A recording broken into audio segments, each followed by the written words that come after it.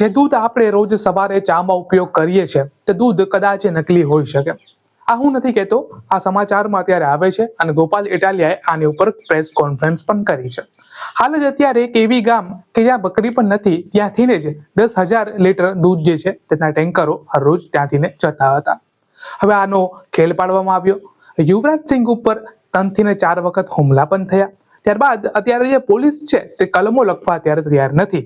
તો આવો જાણીએ કે આ ક્યાં મેટર શું છે.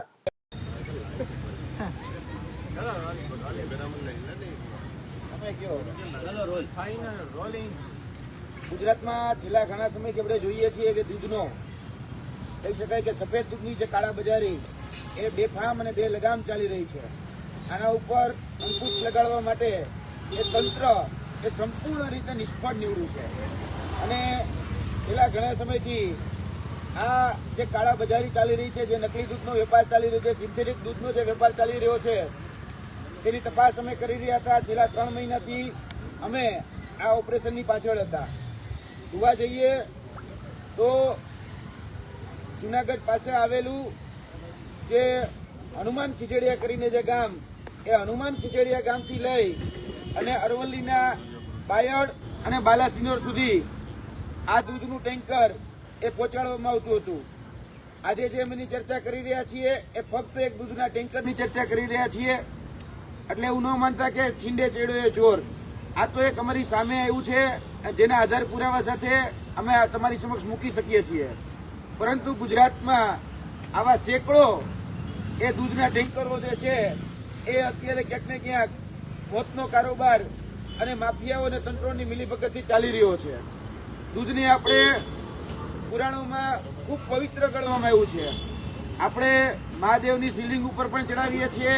નાના બાળકને પણ આપણે ગાયનું દૂધ હોય, ભેંસનું દૂધ હોય કે બકરીનું દૂધ હોય એ પીવડાવતા હોઈએ છીએ. પરંતુ અત્યારે જે દૂધના નામે જે ઝેર પીવડાવવામાં આવી રહ્યું છે એ ઝેર ખૂબ ગંભીર છે.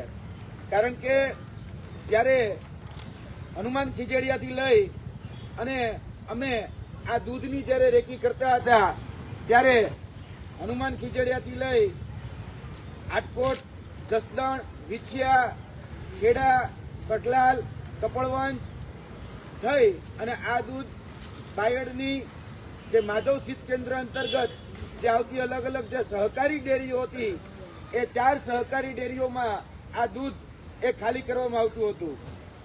અમે આ દૂધની જ્યારે રેકી કરી રહ્યા હતા એ રેકી બાદ જ્યારે હનુમાન ખીજડીયાથી આ દૂધ ભરાય અને સવારે 11 વાગે નીકળું ત્યારે વડિયા પાસે અમારી ઉપર સૌપ્રથમ પહેલો હુમલો કરવામાં આવ્યો અને એ જીવલેણ હુમલો જ્યારે અમારી ઉપર કરવામાં આવ્યો ત્યારબાદ બીજી જગ્યા એટલે કે અમરનગરનું ગામ, ત્યાં પણ એક બાઇક એટલે કે સ્પ્લેન્ડર જેવું બાઇક અમારા ગાડીની આગળ નાખી દેવામાં આવ્યું અને અમારી ઉપર મોટા પથ્થર એટલે કે બેલા વડે હુમલો કરવામાં આવ્યો. ત્યારબાદ એનાથી 5 કિલોમીટર આગળ જતા એક લોઢાના રોડ દ્વારા અમારી ઉપર હુમલો કરવામાં આવ્યો અને જેતપુર પાસે જે ખીરસના ગામ છે ત્યાં અમારી ગાડી રોકી, અમારી ગાડીના કાચ તોડી અમને બહાર કાઢી.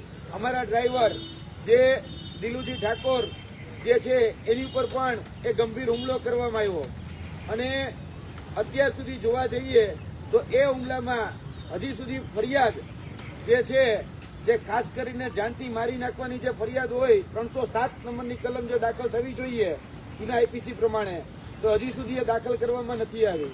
એટલે તંત્ર જે છે એ દૂધને તો છાવરે જ છે, પરંતુ એવું કહેવામાં આવતું હતું કે કોઈ ચમરબંધીને છોડવામાં નહીં આવે, પરંતુ ચમરબંધીને અમે પકડીને સામે લાવીએ છીએ તો 323-24 જેવી કલમ લગાડી અને ચમરબંધીને છોડવામાં આવે છે અને દૂધનો જે બેફામ વેપલો કરે છે એને પણ છોડવામાં આવે છે. અમારી પાસે આ જે દૂધનો જે વેપાર કરતા હતા એની જ્યારે બાતમી મળી ત્યારબાદ અમે FSSI જે છે એટલે કે ફૂડ્સ એન્ડ ડ્રગ્સની જે ડિપાર્ટમેન્ટ જે છે એના અધિકારીને ત્યાં બોલાવેલા, મામલતદારને જાણ કરેલી, પોલીસને જાણ કરેલી અને જે દૂધ છે એ કબજે લેવડાવવામાં આવેલું. અને દૂધ જ્યારે કબજે લેવડાવી અને દૂધની અંદર કઈ કઈ પ્રકારનું શું મિશ્રણ, ક્યાં તત્વો મિશ્રણ કરવામાં આવ્યા છે એ બાબત FSSI દ્વારા તપાસવામાં આવી. તો આ સરકારી રિપોર્ટ છે, તમે જોઈ શકો છો કે આની અંદર એ સોયા કોકોનટ અને પામ તેલ, પામ અને બીફ તેલો એટલે કે ગાયનું માંસ, ત્યારબાદ લાડ LARD એટલે કે પીગની ચરબી અને એનું તેલ, આ વસ્તુઓ એ ઉમેરવામાં આવી છે. આપણે દૂધને બહુ પવિત્ર માનીએ છીએ, ભગવાનને ચડે છે, બાળકોને આપીએ છીએ. તમે વિચારો આ માંસાહાર જે તત્વો છે એ તત્વોમાંથી તેલનો ઉપયોગ એ દૂધને ઘટ બનાવવા માટે કરવામાં આવતો હતો. હવે જોવા જઈએ તો ફક્ત આ એક મોડસ ઓપરેન્ડી નથી, અમારી સામે ઘણી બધી મોડસ ઓપરેન્ડીઓ છે એ સામે આવેલી છે. દૂધની અંદર યુરિયા નાખવામાં આવે છે, દૂધની અંદર એ ડિટર્જન્ટ નાખવામાં આવે છે, દૂધની અંદર અલગ અલગ પ્રકારના તેલ એ ઉમેરવામાં આવે છે જેથી કરીને એ ફેબ્રિકેટેડ ફેટ એ ઉમેરી શકાય. રાજસ્થાનના સાચોર ખાતેથી ₹12 લીટર એ દૂધ ખરીદવામાં આવે છે અને 12 રૂપિયા લીટર દૂધ ખરીદી અને એની અંદર આ ફેટ એટલે કે ચરબીયુક્ત જે પણ પદાર્થો છે એ ચરબીયુક્ત પદાર્થો ઉભા કરી એટલે કે ફેબ્રિકેટેડ ફેટ ઉભા કરી અને આ દૂધ છે એ માર્કેટની અંદર વેચવામાં આવે છે. જોવા જઈએ તો આ જે દૂધ છે એ દૂધ સંપૂર્ણ રીતે જીવલેણ છે, સંપૂર્ણ રીતે હાનિકારક છે અને આવી ઘણી બધી મોડસ ઓપરેન્ડીઓ છે જેની આગળના દિવસોમાં અમે ચર્ચા કરીશું. આજથી થોડા દિવસ પહેલા, લગભગ 10 થી 12 દિવસ પહેલા રાજસ્થાન SOG દ્વારા રાજસ્થાનની અંદર 80,000 લીટર દૂધ એ ફેબ્રિકેટેડ દૂધ એટલે કે કેમિકલ યુક્ત દૂધ પકડવામાં આવ્યું, જેની અંદર જે આરોપીઓ પકડાયા છે, જેની અંદર જે ગાડીઓનો ઉપયોગ કરવામાં આવ્યો છે એ મોટાભાગની ગાડીઓ અને જે આરોપીઓ હતા એ જ આરોપીઓ અત્યારે આ વર્તમાન જે સિન્ડિકેટ ચાલી રહી છે, વર્તમાન જે દૂધની અંદર જે કેમિકલ વાળું દૂધ એ અત્યારે ગુજરાતની અંદર અરવલ્લીના બાયડમાં હોય, બાલાસિનોરમાં હોય કે ઉત્તર ગુજરાતના અન્ય વિસ્તારોની અંદર જે ચાલી રહ્યા છે એ જ વ્યક્તિઓ આની અંદર પણ સામેલ છે. હજી સુધી એ વડિયા પોલીસ સ્ટેશન દ્વારા આની FIR સુદ્ધા પણ નોંધવામાં આવેલી નથી. આ દૂધનો રિપોર્ટ આવી ગયો છે, દૂધના રિપોર્ટના આધારે ફરિયાદ નોંધવાની હોય, પરંતુ હજી સુધી એમાં કોઈ જ પ્રકારની એ ફરિયાદ નોંધવામાં નથી આવી. આપણે જાણીએ છીએ કે દૂધની અંદર મેં અલગ અલગ જે કેમિકલની વાત કરી, ડિટર્જન્ટ નહીં, તો દૂધ જ્યારે ખાલી કરવામાં આવ્યું, જ્યારે દૂધને ડિસ્ટ્રોય કરવામાં આવ્યું ત્યારે તમે જોઈ શકો છો કે દૂધના ફીણ એ 2 ફૂટ 3 ફૂટ સુધી આ દૂધના ફીણ વળતા હતા, એટલે કે ડિટર્જન્ટનું પ્રમાણ એ ત્યારે પણ સાબિત થતું હતું અને જે રિપોર્ટ આવ્યો છે રિપોર્ટમાં પણ સાબિત થતું હતું. આજ દિન સુધી એની પર કોઈ કાર્યવાહી કરવા નથી આવી.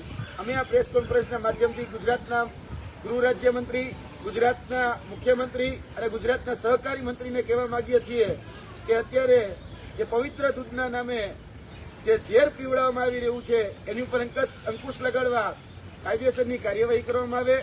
FSSAIના જે નોર્મ્સ અને જે કાયદો છે એની ઉપર કડકમાં કડક સજા કરવામાં આવે. ત્યારબાદ IPC CRPC અંતર્ગત જે ઇન્ડિયન મિનરલ કોડની અંદર જે કલમો છે એ કલમોનો ઉપયોગ કરી અને જો દાખલારૂપ કાર્યવાહી કરવામાં નહીં આવે તો આ જે દૂધનો વેપલો છે અને જે મિલીભગતથી આ બધું જે ચાલે છે એને બળ મળશે. એટલે આ ક્યાંક ને ક્યાંક તંત્ર અને જે માફિયાઓ છે, દૂધ માફિયાઓ, એની સિન્ડિકેટથી જ આ બધા જ રેકેટો અત્યારે ચાલી રહ્યા છે. અને આ જે વિસ્તાર છે હનુમાન ખીજડીયા, આમ જોવા જઈએ તો વિસાવદરની બોર્ડરનો વિસ્તાર છે અને બાકીની વાત જે છે એ આદરણીય ગોપાલભાઈ ઇટાલિયા આપણી સમક્ષ મૂકશે.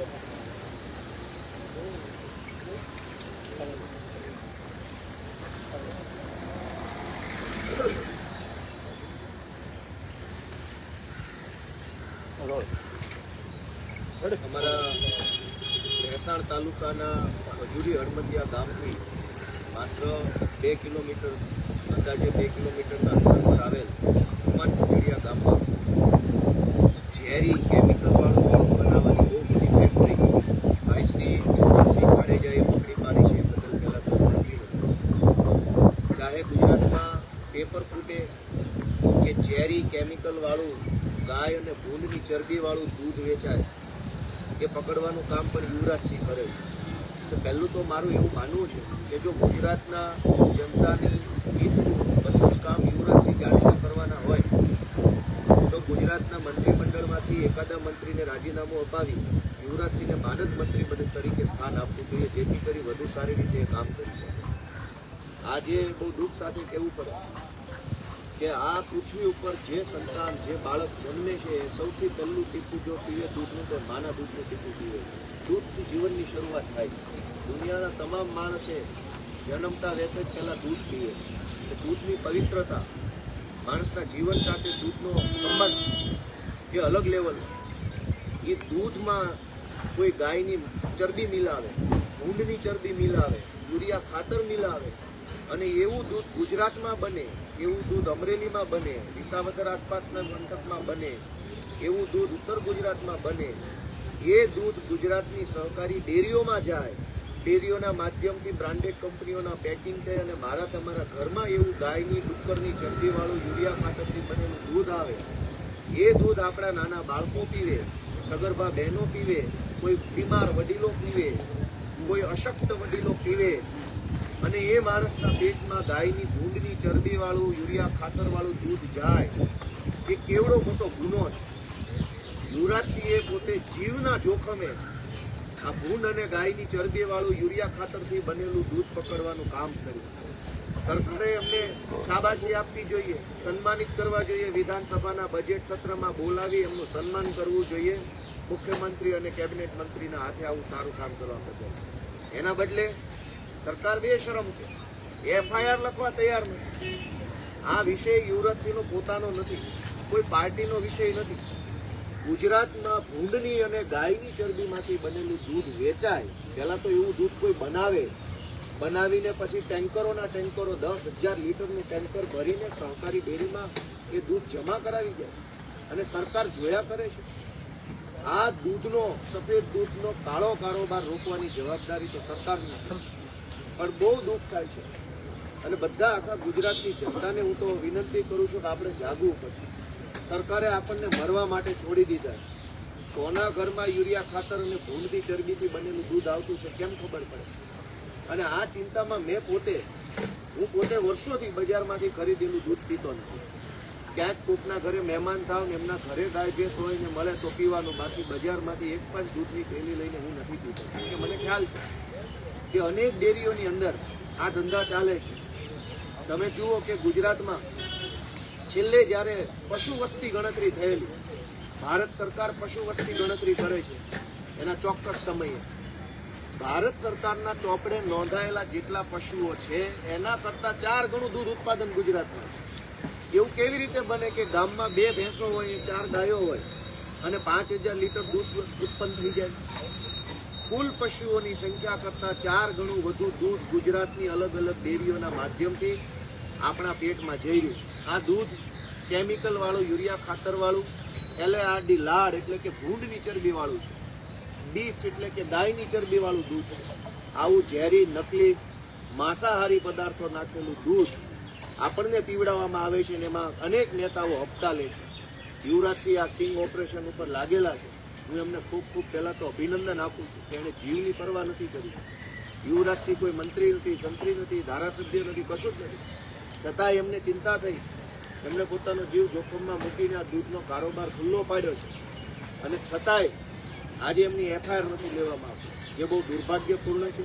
આ દૂધ બાબતે અમે પણ સરકારમાં રજૂઆત કરવાની કોશિશ કરશું અને યુવરાજસિંહને જ્યાં ક્યાંય પણ જરૂર હોય, મારી અથવા આપણી પાર્ટીની, એમાં પૂરા તન મન ધનથી યુવરાજસિંહને ટેકો આપીએ છીએ.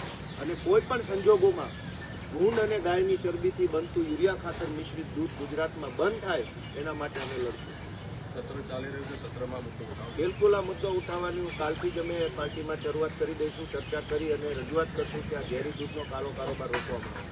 એ નહીં, પાર્ટી નહીં, વિધાનસભામાં તમારી જોડે વિશેષ સત્તા છે, તાકીદે તમે ધ્યાન સરકારનું મૂકી શકો છો. બિલકુલ. ઓફિશિયલી કોઈ કાર્યવાહી તમારા તરફથી કરવામાં આવશે? કાલથી જ કરશું. ઓકે. ઓકે બાબા.